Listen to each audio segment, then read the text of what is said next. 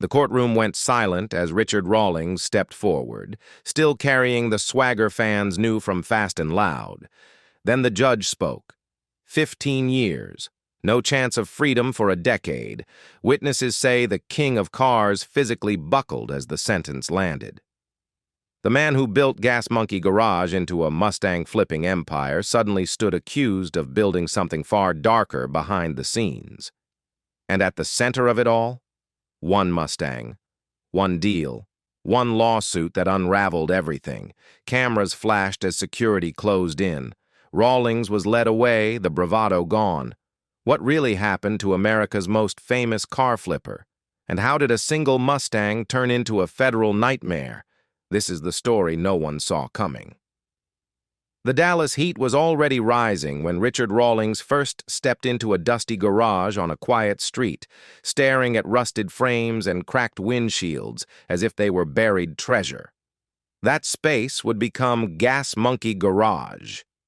Long before television cameras arrived, Rawlings had been flipping cars, chasing deals, and building a reputation in Texas as a man who could turn scrap into profit. When Fast and Loud premiered in 2012, viewers were introduced to a high-octane version of that hustle. Rawlings leaned over engines with effortless confidence, negotiated prices over the phone, and pushed his crew to finish builds under brutal deadlines.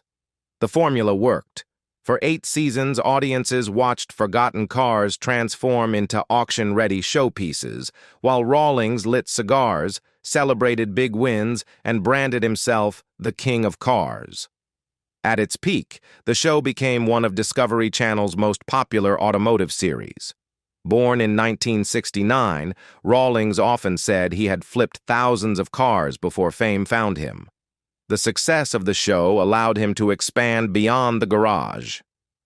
Gas Monkey Bar and Grill opened. Merchandise lines rolled out. A live music venue followed. His social media filled with private jets, classic Mustangs, and packed crowds. Partnerships with major brands and appearances at events like SEMA strengthened his image as the face of modern car-flipping ambition. But the persona viewers saw on screen was carefully polished. After Fast and Loud ended in 2020, the momentum shifted. The restaurant eventually closed. Some ventures slowed. Rawlings pivoted to YouTube, trying to keep the brand alive without the backing of network television. The energy felt different. Fans began questioning how much of the show had been real, how deals were structured, how tight the timelines truly were, and whether the builds were as flawless as they appeared under studio lighting. Online forums started buzzing with speculation about business disputes and unpaid obligations. The larger-than-life image began to show small cracks. Then came the viral rumor, a supposed Mustang scandal, a courtroom, a sentence. The story spread quickly across TikTok and YouTube, dramatic, shocking, and entirely unverified. It never actually happened, but the fact that so many people believed it revealed something deeper. The line between Richard Rawlings, the TV character, and Richard Rawlings, the businessman, had blurred. The first real crack in the polished image did not come from television drama. It came from paperwork. In the spring of 2023, an IRS agent reportedly opened a file bearing Richard Rawlings' name. On the surface, it was routine, a tax audit. But as the agent reviewed the numbers, something felt off. The lifestyle being showcased online did not quite match the figures on record. An expense line for restoration parts looked unusually clean, almost too perfect. And buried in documents tied to a custom Mustang sale was something stranger still, a VIN that didn't sit right. At first it appeared to be a simple clerical error, a mistyped digit. But when the VIN was checked against federal databases, the system flagged it. The number didn't just contain a mistake, it pointed to a vehicle that technically did not exist. This was the same metallic blue Mustang that had been promoted as a rare 6-figure build. Fans remembered Rawlings revving the engine on camera, promising it would break records. Behind the scenes, investigators began cross-checking records with the Department of Transportation and state motor vehicle offices. The deeper they dug, the more inconsistencies surfaced. Sales documents did not always align with restoration claims. Some vehicles lacked emissions records or registration filings that should have existed. Business deductions listed parts expenses that did not match receipts connected to the builds shown publicly. In one of Rawlings's own YouTube shop tours, that same Mustang appeared under bright lights, polished and pristine. He laughed with his crew, teasing the next big project. But when investigators froze the footage and examined the visible VIN plate, it did not correspond with any restoration paperwork filed in Texas. A deeper review suggested the Mustang may have been assembled from a salvaged shell, yet the title paperwork reflected something else entirely, potentially bypassing fees and required inspections. That car, once celebrated as another gas monkey triumph, became the thread that investigators kept pulling. Soon the focus widened. Federal authorities quietly examined business deductions filed under Gas Monkey Holdings, merchandise revenue, and income from international auctions. Questions surfaced about export declarations and overseas sales.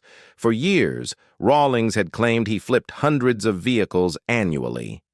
But the audit revealed gaps, transactions that seemed to exist on camera, yet lacked the documentation federal law requires. Whether clerical chaos or something more serious, the paperwork told a story no edit could smooth over. Behind closed doors, investigators began reconstructing a timeline that stretched far beyond a single tax return. They reviewed every recorded sale, every vehicle transfer, and every social media post that showed a visible license plate or VIN tag. Clips from YouTube, old Fast and Loud episodes, and Instagram reels were pulled and cross-referenced with invoices submitted to the IRS. What began as a routine audit quietly evolved into something far larger. Agents reportedly visited auctions, contacted former buyers, and reopened records that likely hadn't been examined in years. The man who built a reputation for turning rust into gold now faced scrutiny where every small detail mattered. Missing receipts were no longer oversights. They were potential liabilities. The Mustang tied to the questionable VIN became more than just a paperwork anomaly. It became a symbol of something unraveling. According to accounts from those familiar with the investigation, attention eventually shifted to a restricted area inside the Dallas warehouse, a space employees informally referred to as the cage. To visitors, it looked like nothing more than a storage section stacked with body panels, carburetors, and aging crates marked with handwritten labels. But investigators believed there was more behind it.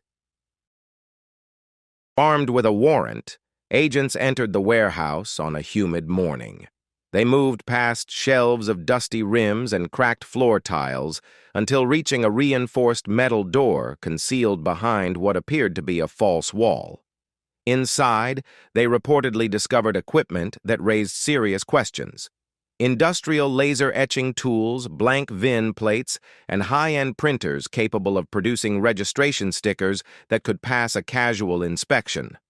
On a worn workbench were files listing original VIN data from salvage purchases alongside notes indicating which identities would correspond to which builds. What authorities described wasn't traditional restoration. It was alleged manipulation of vehicle identities. Salvaged shells and damaged frames could be rebranded as clean classics. Flood histories, prior damage, or questionable origins could disappear beneath new documentation. Investigators later noted patterns suggesting some VINs had moved across multiple states before reappearing in Texas, attached to freshly marketed vehicles. Whether it was an isolated operation or part of a broader scheme remained the central question. But the discovery of that hidden space and the tools inside it transformed the investigation from financial irregularities into something far more serious. What pushed the investigation further were statements from former employees who had long dismissed what happened inside the cage as just part of shop life. Years later, some began to describe instructions they had once accepted without question. One former technician recalled being told to just grind off the old and let the new plates do the talking, assuming it was routine restoration work. Another claimed he had witnessed large cash payments exchanged after hours when certain private collectors arrived with little or no formal paperwork attached to the transactions. Investigators also reviewed footage from Rawlings' own online content. In one late-night shop video, he walked viewers through the garage, laughing and pointing toward a locked area while joking about secret projects we can't show yet. At the time, fans saw it as clever marketing.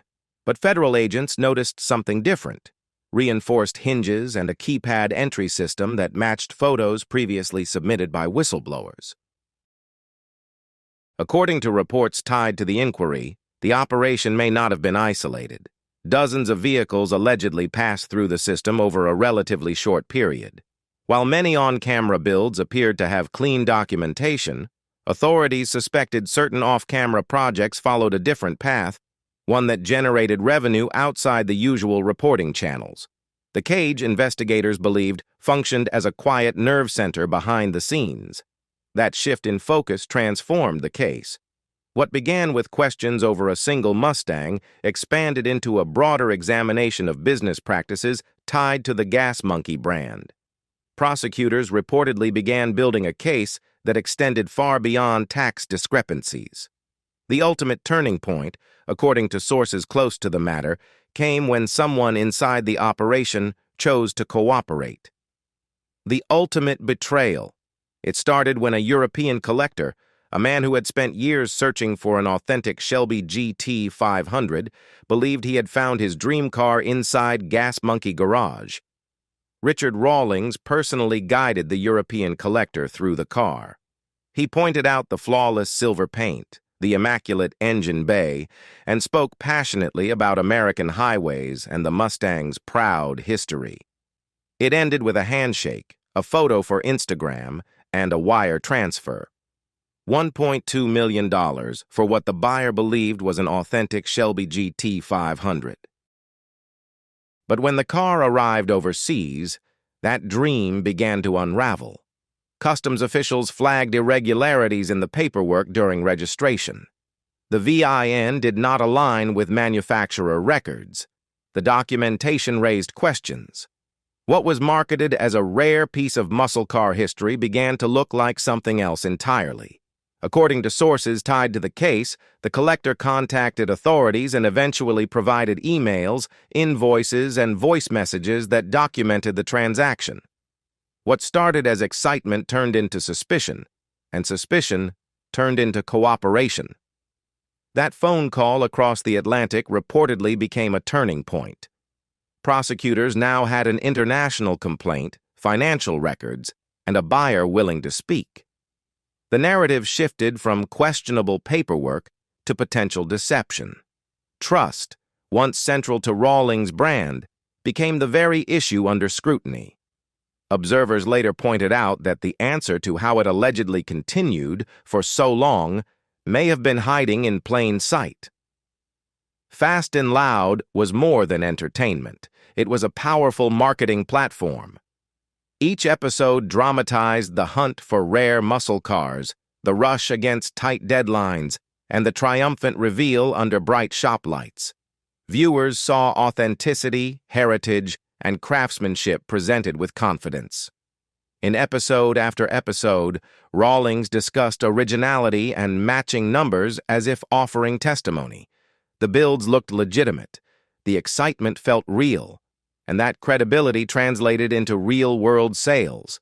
The television spotlight amplified the brand, and the brand reinforced the trust.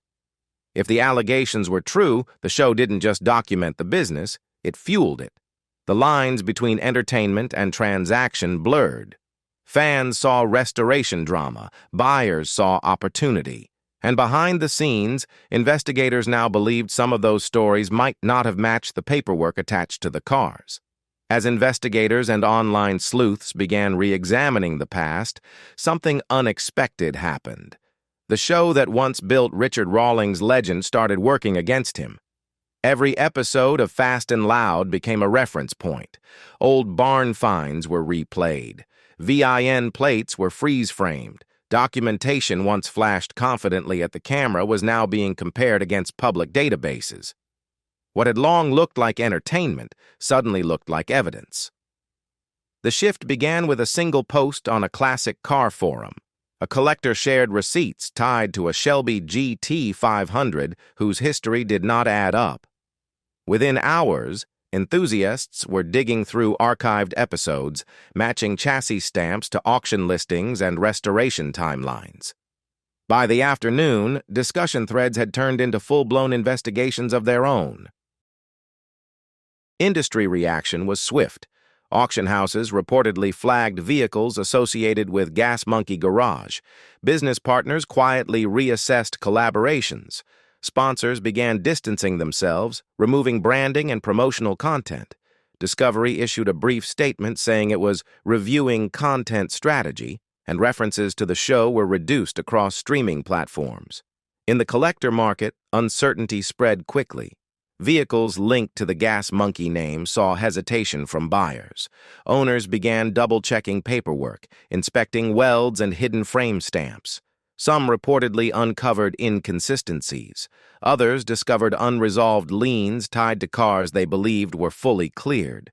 The ripple effect moved fast, not through headlines alone, but through private calls between collectors asking the same question. Is mine clean? Within 72 hours, the confidence surrounding a decade-long brand seemed shaken. The glossy edits and roaring engines that once symbolized credibility were now being dissected frame by frame. For Rawlings, the irony was stark. The footage that fueled his rise was now being scrutinized in ways no one anticipated. When the dust began to settle, the story felt larger than one man or one garage. It exposed how easily charisma and spectacle can translate into trust. In an industry built on polished chrome and bold promises, the line between performance and reality can blur. And once trust is questioned, it is almost impossible to restore. The car world may recover, reputations may attempt to rebuild. But the ripple from those 72 hours and the questions they raised will not fade quickly.